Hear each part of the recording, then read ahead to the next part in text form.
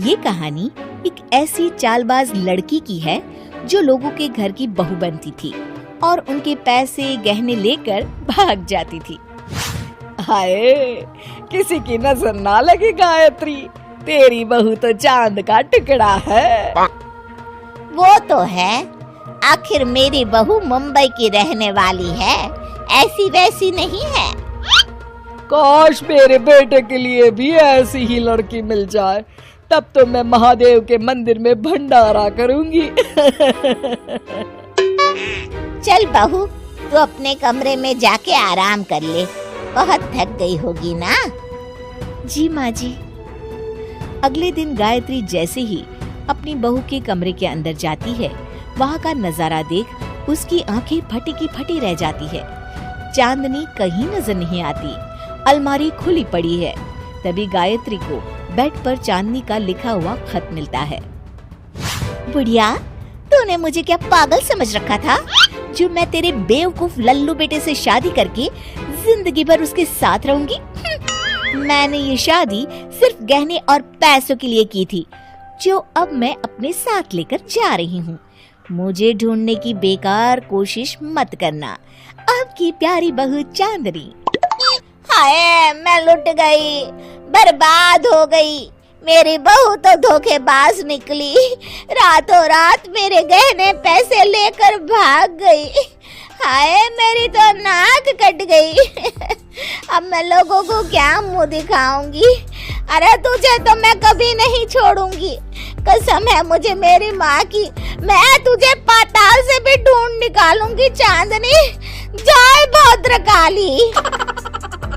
दूसरी तरफ चांदनी railway station पर बैठी पैसे गिन रही होती है। तब चांदनी का नकली भाई कहता है,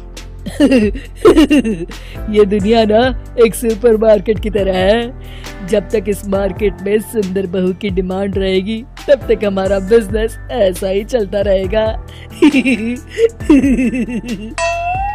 लड़के की शक्ल चाहे राजपाल यादव जैसी ही क्यों ना हो, लेकिन बहू तो सबको दीपिका कैटरीना जैसी ही चाहिए।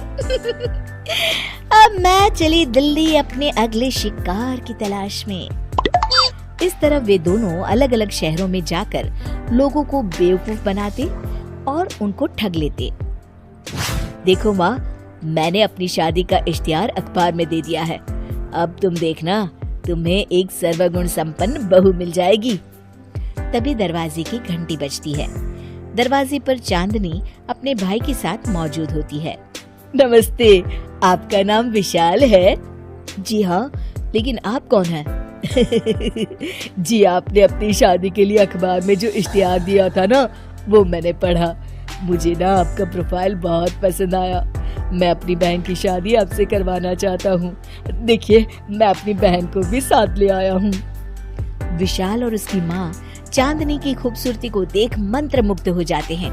क्यों माँ, कैसी है ये लड़की, तुम्हें पसंद है? अरे कुछ मत पूछ बेटा, ये तो चांद का टुकड़ा है। इतनी सुंदर लड़की तो मैंने आज तक नहीं देखी। इस तरह विशाल की माँ चांदनी को अपनी बहू बनाने का फैसला कर लेती है और दोनों की शादी की तैयारियां शुरू हो जाती है। क्या जी, आपने मेरे लिए इतना मामूली और सस्ता हार पसंद किया? अरे जरा इसके डिजाइन तो देखो, आजकल लोग इसे ही सबसे ज्यादा खरीदते हैं। खरीदती होंगी जी, मुझे क्या, लेकिन मैं तो हमेशा अपने स्टैंडर्ड के ही गहने पहनती हूँ। आखिर शादी में लोग मुझे इस मामूली हार को पहने देखेंगे तो क्या सोचेंगे? अरे क्या बहू, जब से मामूली मामूली लगा रखा है। ये पूरे 2 लाख का हार है बेटा। लेकिन मुझे नहीं ना पसंद, रहने दीजिए। आप लोगों ने तो शादी से पहले ही कंजूसी दिखाना शुरू कर दिया। शादी के बाद पता नहीं मेरा क्या होगा। भैया, मुझे ये शादी नहीं करनी। विशाल की माँ मन ही मन बड़बड़ाती है। अरे बड़ी मुश्किल से मेरे बेटे के लिए लड़की मिली है, वो भी इतनी सुंदर। अगर ये हाथ से निकल गई तो जिंदगी भर पछताना पड़ेगा। अरे बेटा, नाराज क्यों होती हो? तुझे जो गहने पसंद है वो हम तुझे दिला देंगे। आखिरकार चांदनी के पसंद के सारे गहने खरीद लिए जाते हैं। ये दोनों माँ बेटे तो बड़ी आसानी से मेरी बातों में आ गए। अब कल ही हम यहाँ से 9-2-11 हो जाएंगे। ओह, मैंने तो ट्रेन का रिजर्वेशन भी करवा लिया। अगली रात चांदनी सारे गहने बैग में भर के जैसे ही घर से बाहर निकलने लगती है, तभी हॉल में लगी ट्यूबलाइट जल उठती है। अरे, ये लाइट किसने जलाई और ये दरवाजे पर इतना बड़ा ताला किसने लगाया है? मैंने लगाया है। अचानक गायत्री को सामने खड़ी देख चांदनी के होश उड़ जाते हैं। क्यों रे चोटी कहेगी? तुमने क्या सोचा? तो इस बार भी सब कुछ लूट के चली जाएगी है? हमें तो तुझ पर पहले ही शक हो गया था। हम तो तुझे रंगे हाथों पकड़ना चाहते थे। अपना भांडा फूटता देख चांदनी घुटनों पर आ जाती है। अरे मर गई रे, ये क्या हो गया? आप लोग मुझे माफ कर दीजिए। माफी तो अब तू पुलिस से मांगना। बाहर खड़ी पुलिस तेरा इंतजार कर रही है। अब तेरी खैर नहीं। अब मेरा क्या होगा?